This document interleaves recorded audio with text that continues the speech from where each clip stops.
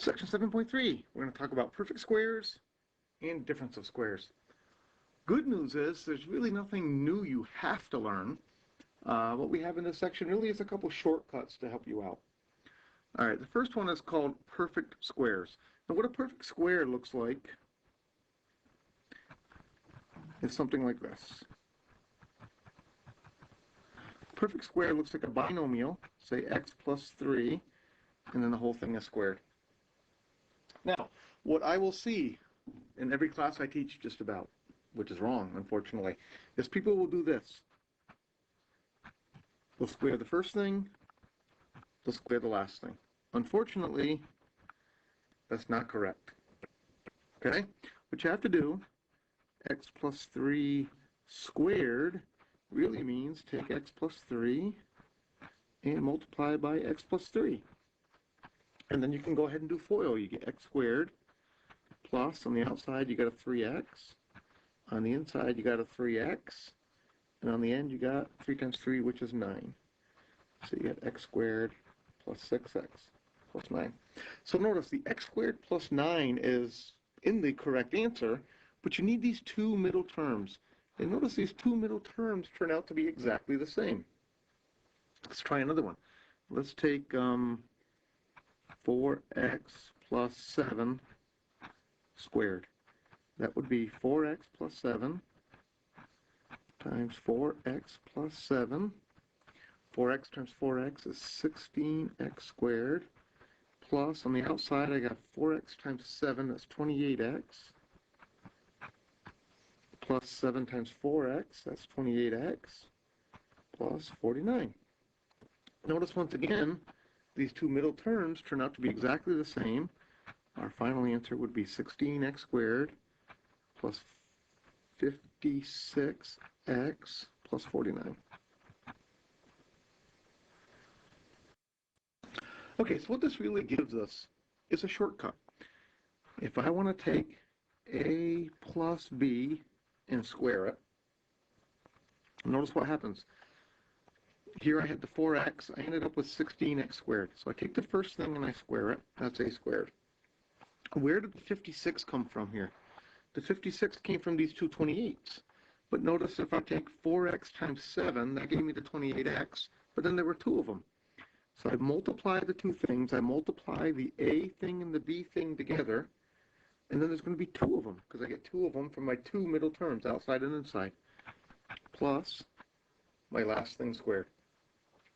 So that's one of the formulas. The second formula is almost identical, except we have a minus in the middle. If I have a minus b, whole thing squared, I get a squared minus 2ab plus b squared. And these two formulas, these are called the perfect square formulas.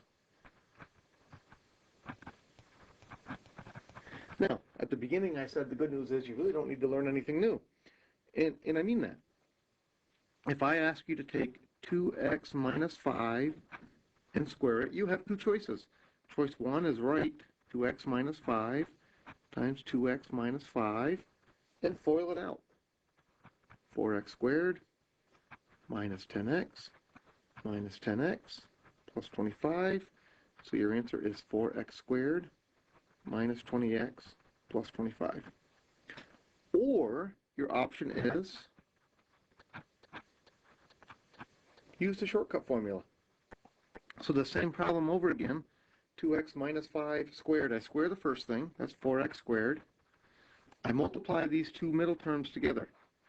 2x times negative 5 is negative 10x, and then I double it because I'm going to get two of them. That's minus 20x, and then I square the last one, 25. Okay, so really, these formulas are not necessary, really. They're just kind of a shortcut. In the future, as you move up in math, we will be squaring binomials a lot, and it will save you some time to know these formulas. I'm just going to do one more. How about 6x plus 3 squared? I'll do one more using the formula. The formula tells me square the first thing. 6 squared is 36. So I get 36x squared. This one has a plus in the middle, so I'm going to get a plus there. 6x times 3 is 18x. But then when I do my FOIL, I'm going to get another one, so I double it. 18 doubled is 36x plus, I square the last one, that's 9.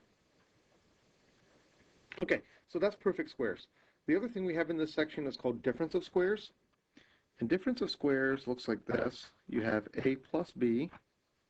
This is formula number 3 for this section. A minus b. These are called conjugate pairs. You'll see that fancy word in your book. All conjugate pairs means is I've switched the sign in the middle. Now, notice what happens when I do FOIL here. I get a squared, and on the outside I get a minus ab.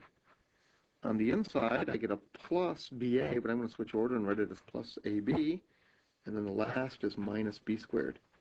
So when you multiply two conjugate pairs together, the middle two terms cancel out, and you get what's known as difference of squares. This on the end here is called difference of squares, because we have a square minus a square.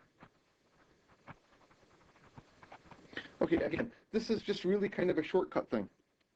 If I have 4x plus 1 times 4x minus 1, I can go ahead and just do FOIL.